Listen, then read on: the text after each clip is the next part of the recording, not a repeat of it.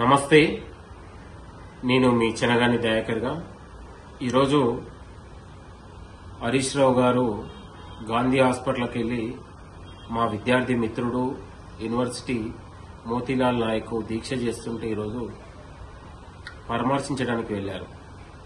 పరామర్శించి వెళ్లడానికి వాళ్ళకు ఫస్ట్ ఆత్మవిమర్శ చేసుకుని వెళ్ళాలి. తెలంగాణలో నిరుద్యోగాన్ని పెంచి పోషించి ఉద్యోగాలు ఇవ్వకుండా 10 ఏళ్ల కాలం నిరుద్యోగ యువతని ముప్పు తిప్పలు పెట్టినటువంటి వీళ్లు, ఉద్యోగాలు అడిగితేనే హేళన చేసినటువంటి వీళ్లు, నిరుద్యోగుల మీద లాఠీచార్జ్ చేయించిన హరీష్ రావు ఈరోజు నిరుద్యోగ దగ్గరికి వెళ్లి పరామర్శించడం అంటే ఒకసారి హరీష్ రావు సిగ్గుపడాల్సిన అవసరం ఉందని కూడా ఈ సందర్భంగా గుర్తు చేస్తా ఉంది. ఏం ముఖం పెట్టుకుని మీరు వాళ్ళ నిరుద్యోగుల దగ్గరికి వెళ్తా ఉన్నారు? మీరు కదా మీ పాపాల వల్ల, మీ చర్యల వల్ల వందలాది మంది నిరుద్యోగుల ఆత్మహత్యల కారకులైంది మీరు కాదా అంటా ఉన్నారు. అశోక్ నగర్ లో లాఠీచార్జ్ ఎవరు చేయించారు? ప్రవళిక ఆత్మహత్యకు హేళన చేసింది మీరు కాదా? ఉద్యోగాలు అడిగితే అమాలి పనులు చేసుకోవాలని హేళన చేసినటువంటి మీరు ఇవాళ గాంధీ హాస్పిటల్కి వెళ్లి దాన్ని ఒక రాజకీయ వేదిక చేసుకుని ఇవాళ మీరు పబ్బం గడుపుకునే ప్రయత్నం చేస్తా ఉన్నారు. ఒకసారి మీరు 10 ఏళ్ల కాలంలో నిరుద్యోగులకు ఇచ్చినటువంటి హామీలు, నిరుద్యోగులకు ఇచ్చినటువంటి మీరు చేసినటువంటి చర్యలు ఆత్మవిమర్శ చేసుకుని ముక్కు నేలకు రాసి నిరుద్యోగుల క్షమాపణ అడిగిన తర్వాత మీరు పోతే బాగుండేదని కూడా ఈ సందర్భంగా నేను హెచ్చరిస్తా ఉన్నాను. చాలా సిగ్గుచేటు. ఎక్కడ నిరుద్యోగులు దీక్షలు చేస్తే, ధర్నాలు చేస్తే దాన్ని రాజకీయ వేదికను చేసుకుని ఇవాళ పబ్బం గడుపుకోవాలని చూడడం బీఆర్ఎస్ నాయకులకు ఒక రాజకీయ వ్యభిచారానికి పాల్పడతా ఉన్నారని కూడా ఈ సందర్భంగా గుర్తు చేస్తా ఉన్నాం.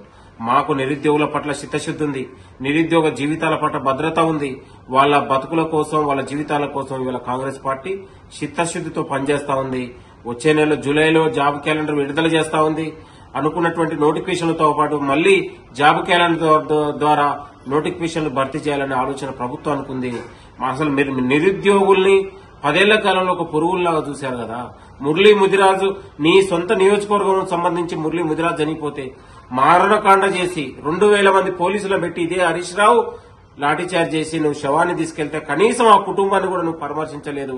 ఆ కుటుంబానికి ఉద్యోగం ఇప్పించగలిగినవా అని ఈ సందర్భంగా గుర్తు చేస్తూ, ఆత్మహత్యలకు కారకులైన, నిరుద్యోగ ఆత్మహత్యలకు కారకులైన హరీష్ రావు క్షమాపణ చెప్పాలని కూడా ఈ సందర్భంగా డిమాండ్ చేస్తా ఉన్నాం.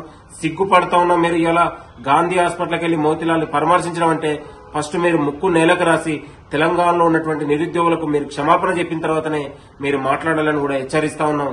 ఇలాంటి నిరుద్యోగుల్ని ఉపయోగించుకొని రాజకీయ వ్యభిచారానికి పాల్పడితే కాంగ్రెస్ కార్యకర్తలు, కాంగ్రెస్ నాయకులు ఎవరు చూస్తూ ఊరుకోరు. మాకు నిరుద్యోగుల పట్ల చిత్తశుద్ధి ఉంది, ప్రేమ ఉంది. వాళ్ళని ఎట్లా మేము తయారు చేసుకోవాలనో, వాళ్ళని ఉద్యోగులుగా ఎట్లా తయారు చేసుకోవాలనో మా ప్రభుత్వానికి, ముఖ్యమంత్రి రేవంత్ రెడ్డి గారికి చిత్తశుద్దితో ఉన్నాం. మీరు హేళన చేసింది, మీరు నిరుద్యోగులు అనే పదాన్ని ఎత్తే అర్హత మీకు లేదని కూడా ఈ సందర్భంగా హెచ్చరిస్తా ఉన్నాం. ఇంకొకసారి ఇలాంటి చర్యలకు పాల్పడే ముందు ఆత్మవిమర్శ చేసుకొని మీరు నిరుద్యోగులకు వెళ్ళండి. అప్పుడు మీరు ప్రజలు క్షమిస్తారని కూడా ఈ సందర్భంగా గుర్తు చేస్తా ఉన్నాం. మీరు ఇవాళ శవాల దగ్గర పేలాల కోసం మీరు ఇవాళ వెతుకులాడుతా ఉన్నారు. ఇవాళ ఎక్కడ అవకాశం దొరికితే దాన్ని రాజకీయ వ్యభిచారం కోసం మీరు వాడుతా ఉన్నారు. చాలా సిగ్గుపడతా ఉన్నాం. హరీష్ రావు మొదటగా నిరుద్యోగులందరికీ క్షమాపణ చెప్పాలి. మీరు ముక్కు నేలకు రాయాలని బీఆర్ఎస్ నాయకులందరూ కూడా నేను హెచ్చరిస్తా ఉన్నాను. Thank you.